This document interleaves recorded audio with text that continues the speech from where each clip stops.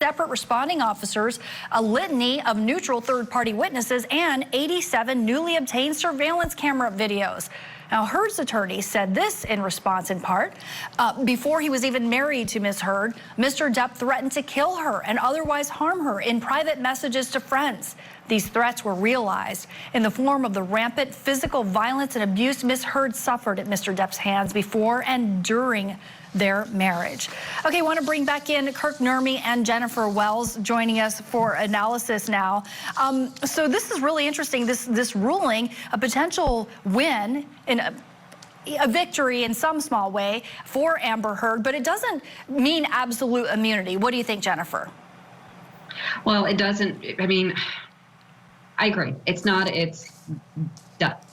Again, I feel like all I've said today is it depends. I mean, I think that she has gotten a small victory, but we'll see. There's some very strong language in these complaints. I mean, it's only language, but I think the outcome remains to be seen. You know, Kirk, Depp is looking to get $50 million in damages. He says that, you know, it's made it hard for him to get all sorts of roles that he once did because of these untrue accusations. Even if he's successful, do you think he's going to get $50 million? Well, it's quite possible, especially if we talk about, you know, this defense now that she's proffered public interest, right? Think if this gets before a jury and the jury doesn't believe her, and she's trying to wrap herself up in victimhood of domestic violence. Think about the harm that does to real victims of domestic violence. That could anger a jury. That could motivate them to deliver a high dollar verdict to send that sort of message. And beyond that, if Mr. Depp can show that he has tangibly lost all this employment because of these false accusations, it would naturally flow, even though the number's big, and those are the kind of numbers we see in Hollywood, that he would be entitled to compensation for that, regardless of the size of the number.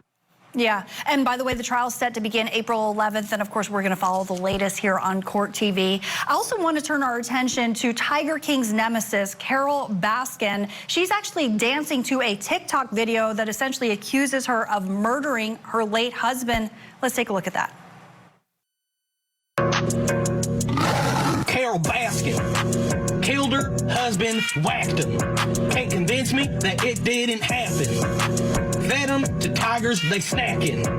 What's happening? Carole Baskin. Okay, Kirk, is this a good PR move, or does it make her look guilty?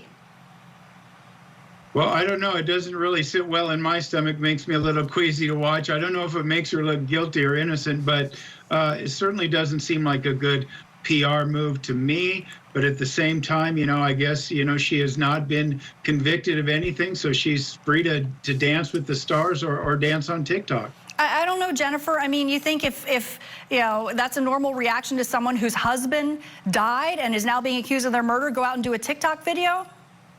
I mean, I see people have clients and non-client, and you hear people all the time make comments that you would, if you were their attorney, you advise them not to make. And I think that there's a whole lot of cringing going on over this video, especially in the legal world, of like, why would you do that? So, but you know, I also know someone who, a very prominent lawyer, who says there's no such thing as bad publicity. All publicity is good publicity. If you believe that, then I've got a video for you to watch. I have a follow-up question, because you said, you know, if you're her attorney, you tell her not to do videos like that, but then why? What could be the outcome of doing a video like that? Well, exactly. What are we doing right now? We're sitting here on Court TV talking about it. I mean, why would you want to bring that kind of scrutiny upon yourself? You know, you have escaped all charges in this case up until this point. Why would you want to resurrect a discussion of your possible liability for the death of your husband, and in a pretty horrible way? Like, why would you do that? But we advise people to do things all the time that they don't listen to. So here we are. Yeah, and who knows, maybe, you know, more scrutiny could lead to reopening the investigation. Who really knows? Well, thank you so much, Kirk Nurmi, for joining us, and Jennifer Wells. I know, Kirk, you're going to be with us next hour, but Jennifer, want to say goodbye to you, and thank you so much for joining us here on Court TV. Of course, still ahead, we are going to